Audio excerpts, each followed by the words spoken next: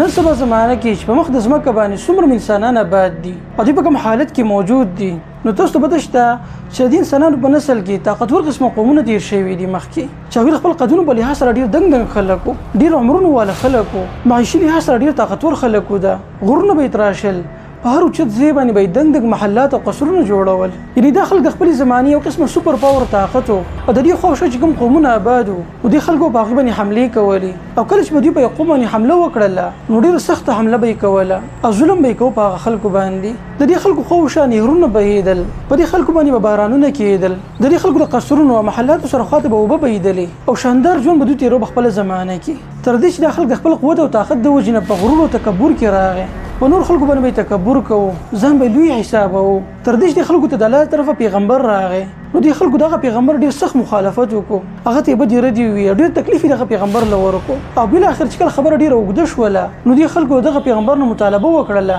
چې ته ومنې عذاب راوله د الله طرفه. صرف دومره نه بلکې دې خلکو چې کوم بادشاه و شدت هغه راولګېدو په دنیا کې یو جنت جوړ کړو چې په هغه جنت کې دننه نهرونه بهېدل او اعلی مقام په مخ د ځمکه باندې چې دغه زماني خلک ورته حیرانېدل. نو دې خلکو چې کله د عذاب مطالبه وکړله نو د الله سبحانه وتعالی د لښکرونه یو لښکر پر خلکو باندې راغی د طوفان په صورت کې، او دا خلک یې تس نس کړل. د دې خلکو هغه شاندار محلات او قصرونه یې د ځمکې سره یو شان کړل، د دوی په هغه قصرونو له پاسه شګه راغله، د دوی هغه نهرونه وچ شو، په دوی باندې بارانونه ودرېدل، او د دوی چې کومه علاقه ده نن سبا هغه موجوده د سعودي عرب په علاقه کې، او هغې ته مونږ صحرا د ربع الخالي وایو. صحرا د ربع الخالي د دنیا په غټو صحراګانو کې شمارلی کېږي، د دې مسافت ډېر زیات دی. نن سبا دغه خلکو په دې ځمکه باندې ریسرچ شوی دی او د دغه ریسرچ په نتیجه کې داسې مخې ته راغلي دي چې انسان په حیرت کې اچوي، او دا هغه قوم دی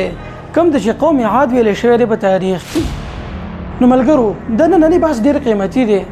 که تاسو ورته په توجه سره واورئ نو تاسو په قرآن باندې پوه شئ. الله سبحانه وتعالی دې قوم له ډېره ترجیح ورکړې ده، په قرآن کریم کې څو ځایه د دې خلکو تذکره شوې ده.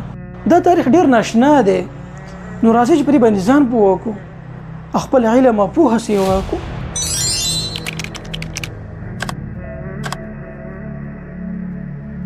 ټول ناول خو د دې قوم باره کې مفسرینو ډېر اختلاف کړی دی، لیکن په دغه مفسرینو کې چې کوم یو قول ډېر مشهور دی موږ به کوشش کوو چې هغه تاسو ته وړاندې کړو.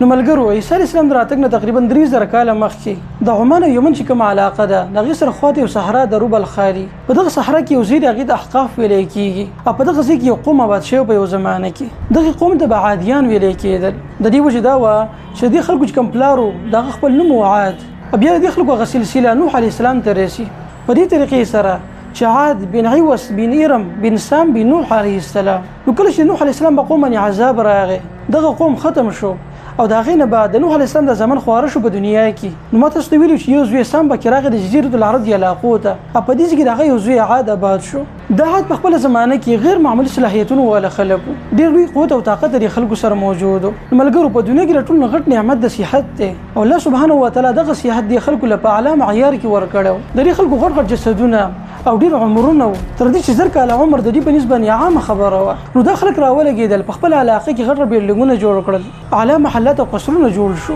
او دا دې لپاره نه چې د خلکو پکې اوسېدل بلکې هسې دوی به د ډیزاین دپاره محلات جوړول، او خلکو ته به یې دا ښودله چې موږ څومره طاقتور خلک یو چې کوم ځای کې دوی اوچته ډیرۍ لیدله نو په هغې باندې به یې عمارت ودروو. د دې هر څه تذکره الله سبحانه وتعالی په قرآن کریم کې کړې ده. په دې خلکو باندې غټ انعامات دا و چې د خلکو پر علاقه کې نهرونه بهېدل، بارانونه پر خلکو باندې کېدل، او د دوی چې کومه علاقه وه په هغې کې ځنګلات موجود و،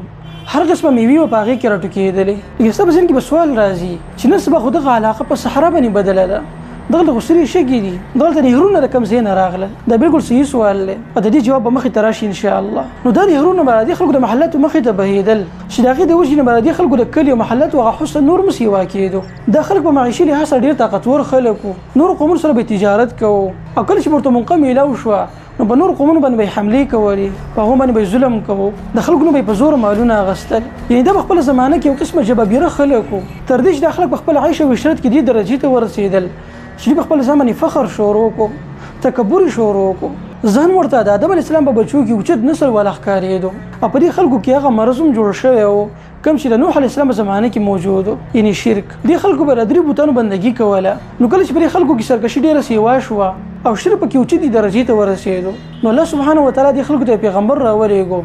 هود علیه السلام. وایي په دې قوم عاد کې چې کوم اوچت خاندان و په هغې کې هود علیه السلام پیدا شو. الله سبحانه وتعالی دله نبوت ورکړو او د امر یې ورته وکړو چې د خپل قوم توحید طرف ته راوبله. نو هود علیه السلام به خلکو باندې محنت شروع کړو، بار بار به خلکو ته دعوت ورکو توحید طرف ته، لیکن دا خلک په خپل تکبر کې داسې درجې ته رسېدلي وو چې د هود علیه السلام خبره یې نه منله. هغې د قسم قسم تکلیفونو سره مخامخ کړو، دومره و چې هغې قتل کولی نه شو او د هغې وجه همدغه وه چې دغه خاندان اوچتو. دې وجې نه دوی به د هغه لحاظ کوو. وایي د هود علیه السلام په زمانه کې د دې یو بادشاه و شداد او د ده بل یو ورور هم و شدید، و دا دواړه بادشاهانو د دې قوم دپاره. لیکن بیا لږ زمانه بعد د دې شداد هغه ورور شدید وفات شو، او کله چې هغه وفات شو نو دا ټوله بادشاهي شداد ته پاتې شوه. و شداد یو جابر او ظالم بادشاه په دغه زمانه کې. دوی د خپل قوم په شان د هود علیه السلام مخالفت شروع کړو. هود علیه السلام به خلکو ته دعوت ورکوي توحید طرف ته، او دا به ورته وي که تاسو چېرته د دعوت قبول کړئ نو الله سبحانه وتعالی په دنیا کې ستاسو طاقت نور هم سیوای کی او جنت به تاسو لیدل کی چې پاکي به نهرونه بهيږي او د دنیا په لحاظ سره به ډیر اعلی زیوي. وکړه چې شدت د خبر واوریده نو هغه چیلنج ورکو هود علیه السلام ته، او دای ورته وی چې کوم جنت وعده کې زموږ سره نو زه به دغه جنت پرې زموږ کې جوړوم. نو ویل کېږي چې دغه شدت راولګېدو او د خپل زمانې کوم مشهور او تکړه انجینرانو هغې راغوښتل او امر یې وکړو چې په دې ځمکه کې دی یو جنت جوړ کړی شي. بیا د خلک راولګېدل د دغه جنت د جوړولو آغاز دی وکړو. په دې جنت کې د خلکو د سرو ډېر استعمال کړو، ډېر مالونه په دې باندې خرج کړي، ډېر اعلی مقام په دې ځای کې تیار کړو چې په دې کې نهرونه روان شو او ډېر ناشنا ځای ښکارېدو ده. په تاریخي روایتو کې راځي چې دې ښار په جوړولو باندې 1500 کاله ولګېدل په دغه زمانه کې. 1500 کاله ډېر عمر دی. نو په 1500 کالو کې چې کله دا ښار تیار شو نو شداد خپل لښکرې د ځان سره کړي او د دې ښار د لیدلو دپاره را روان شو. وګړي چې دې ښار ته رانږدې شو نو په دغه ټایم کې دوی باندې طوفان راغی او دا شداد د خپلو لښکرو سره په دغه ځای کې هلاک شو. لیکن ملګرو د شدت د واقعا په اسلامي روایتو کې نشته، دا اکثر يهوديانو را نقل کړل په خپل کتابونو کې. د یو قسم اسرائیلي روایت دی چې ډېر موږ د ډېر ترجیح نشو ورکولی، خو بهرحال هغه ډېر مشهور و نو په اختصار سره تاسو ته وړاندې کړله. نو الغرض کله چې دې عادیانو د خپل پیغمبر ډېر نافرمانی وکړله، هود علیه السلام ته وی چې زموږ سره د کوم عذاب وعده کې د الله نه دعا وکړه چې دغه عذاب په موږ باندې راشي. کله چې هود علیه السلام ډېر تنګ شو نو الله سبحانه وتعالی نه سوال وکړو او خپل قوم د خیری وکړي چې الله په دې باندې عذاب راوله. نو الله سبحانه وتعالی د هود علیه السلام د دعا قبول کړه او پر خلکو باندې قحط راغی. چونګې دې خلکو گزاره په بارانونو باندې کېدله، دی وجه نه پر خلکو باندې بارانونه بند شو.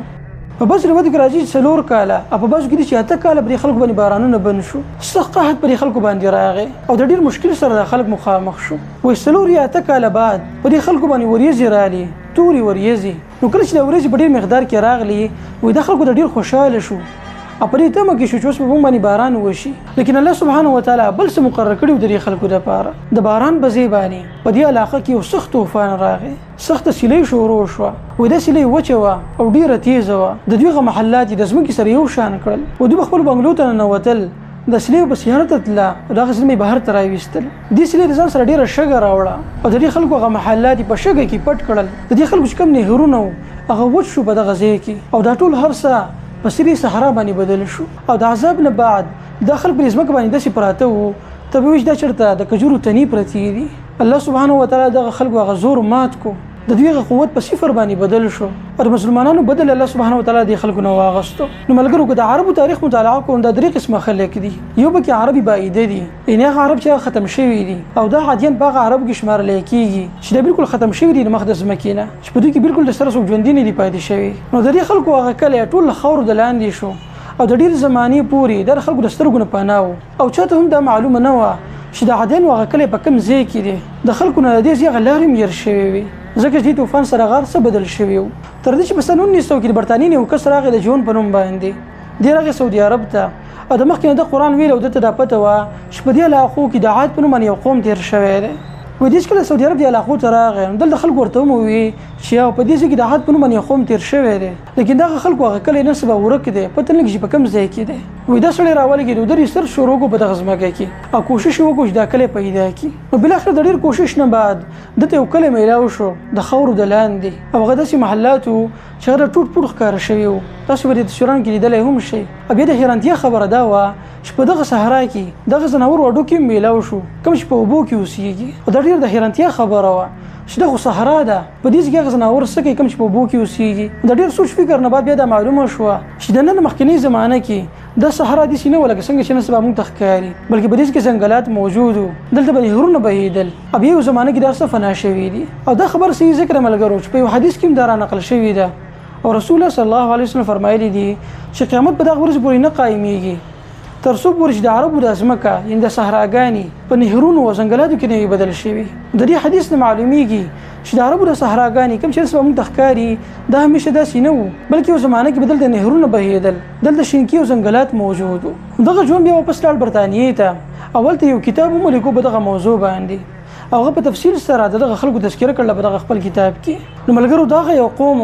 چې خپل زماني او سوپر پاور طاقت خپل ځان باندې یو قسمه ناز کو او نن سبا دغه وجود بالکل ختم شوی دی د دنیا نه د دین معلومه شوه چې د هر عروج لپاره زوال لري کله چې یو قوم یو ملت عروج ته ورسي نو پر خلکو باندې خامخا زوال راځي بیا هغه خلک کوم ته شي باندې کمزور په نظر سره کتل کېدل هغه خلک الله اوچتای هغه له عروج ورګي د دنیا قانون دی چې کله په دې کې یو کس عروج ته ورسي نو د دوباره د زوال سره مخامخ کوي د دې خلکو هغه اوچت محلات د دې خلکو هغه نشنه انجینیرینګ دغه تذکره الله په قران کې هم کړی ده او الله فرمایلی دي چې ارم ذات العماد دغه عادیانو چې دستنو والو الله درستنو ولا خلق ویلې ده او د اشاره ده د خلکو هغه مضبوط او آبادو ته نو د خلک ختم شوی دي په دې کې زموږ لپاره غټ عبرت ده ابه چې د خلکو هغه مکانات ښکار شوی دي په دغه علاقو کې نو باقي کوم د الله غټ حکمت پروت ده او الله مونږ ته ښایي چې ګوري دغه قوم چې پارسه باندې پورو لیکن په یو طوفان سره د دوی غهر سره په صفر باندې بدل شو د دې هر څه دا معلومه شو چې په دې کائنات کې زورور او طاقتور ذات صرف او صرف د الله دی د الله نه ما سیوا بل څوک زورور نشته او الله په قران کریم کې فرمایلی دی خلکو باره کې چې لم يخلق مثلها في البلاد الله فرمایي چې دي خلکو په شان خلک ما په خارون کې به چرته نه دی پیدا کړي یعنی د دې قوم سره کوم قوت او طاقت موجود او هغه د بل هیڅ یو قوم په قسمت کې نه دی رسیدلی نو کله چې دا قوم عاد ختم شو د زوال سره مخامخ شو نو د دنیا په بل حصے کې الله سبحانه وتعالى یو بل قوم له طاقت ورکو یو بل قوم د عروج میلاو شو کم ته چې قوم ثمود ویلې کېږي د دې خلکو تذکره وکاو لیکن پر روان درس کې ان شاء الله